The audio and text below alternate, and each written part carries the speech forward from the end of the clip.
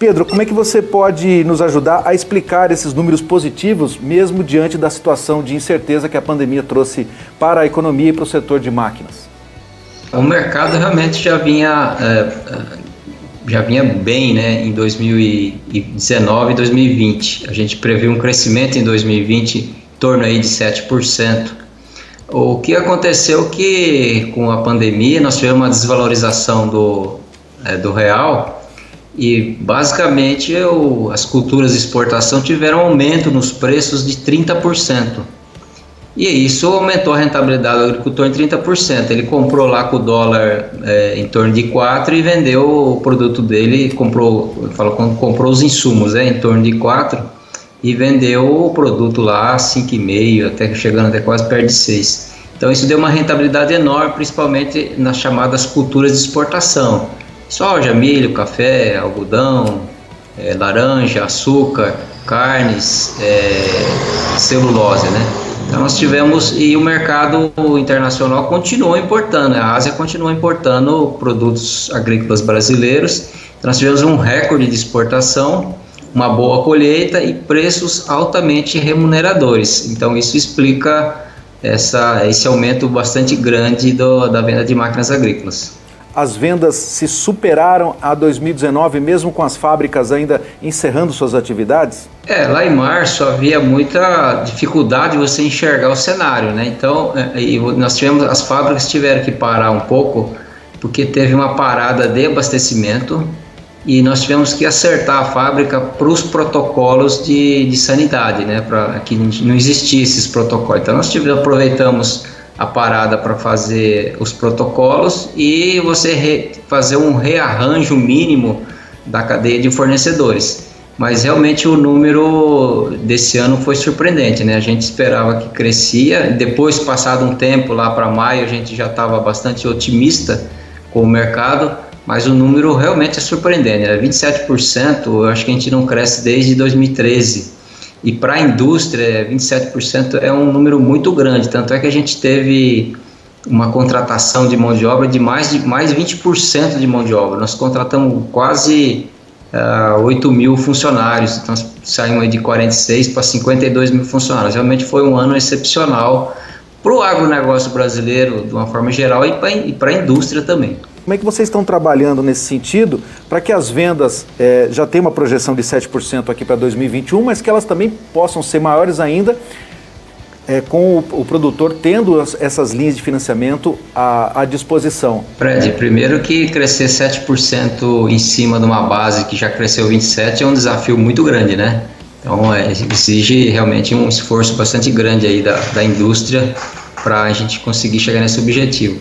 Quanto às linhas de financiamentos, elas estão fechadas. As duas principais linhas, que é o Moderfrota e o Pronaf, estão fechadas e a gente não consegue enxergar uma perspectiva que o governo vai fazer um aporte nessas linhas até junho desse ano. Ou seja, teoricamente, a gente vai ficar sem linha até junho.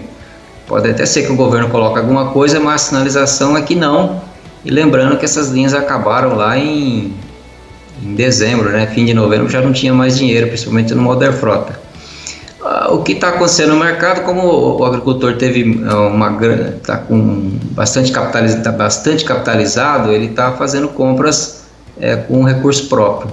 Uma alternativa ao Moderfrota é o BNDES Finame Rural, que tem uma taxa que não é tão diferente do Moderfrota, né? O Moderfrota hoje está 7,5%, e hoje a taxa do BNDES está 9%. Então, se a pessoa quiser realmente fazer um empréstimo, é bastante razoável ele pegar essa taxa 9%. O que tem uma diferença muito grande é o Pronaf, né? O Pronaf é 4%, e aí de 4% você pular para 9%, realmente o agricultor vai ficar com o pé atrás. É possível que o pequeno agricultor volte mais forte nas compras depois de julho, né? Quando tem o Plano Safra 21-22. Então, nesse período, agora daqui até junho, a gente imagina que o agricultor pequeno fique mais restritivo e o agricultor médio ou grande vai estar trabalhando com as alternativas que ele tem aí no mercado. Você acredita então que após junho, né, quando se anuncia o novo Plano Safra, o governo se sensibilize com o setor e faça um aporte maior de crédito para essas linhas? Fred, essa é uma discussão bastante grande, que a gente tem conversado há bastante tempo com o governo. Na verdade, o Ministério da Agricultura, a ministra Tereza Cristina, é bastante sensível às demandas do setor. O que acontece é que essas linhas de financiamento, elas têm uma subvenção que depende do orçamento federal.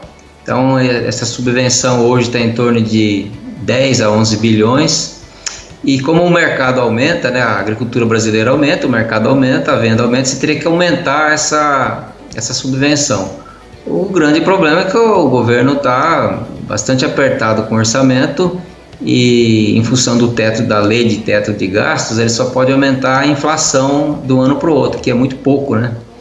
Então você não tem possibilidade de aumentar o recurso, porque você não pode aumentar a subvenção.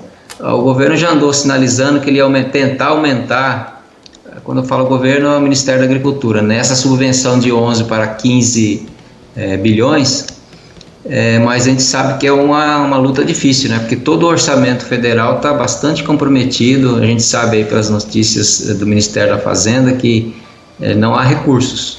Então, o grande problema está nisso, ou seja, falta de recursos para fazer a subvenção das linhas de financiamento. Nas primeiras semanas de fevereiro, ainda estamos iniciando o ano, né? Então, qual é a sua previsão para 2021 para o setor de máquinas agrícolas do Brasil? Nós fizemos uma previsão no fim do ano passado de aumentar 7%.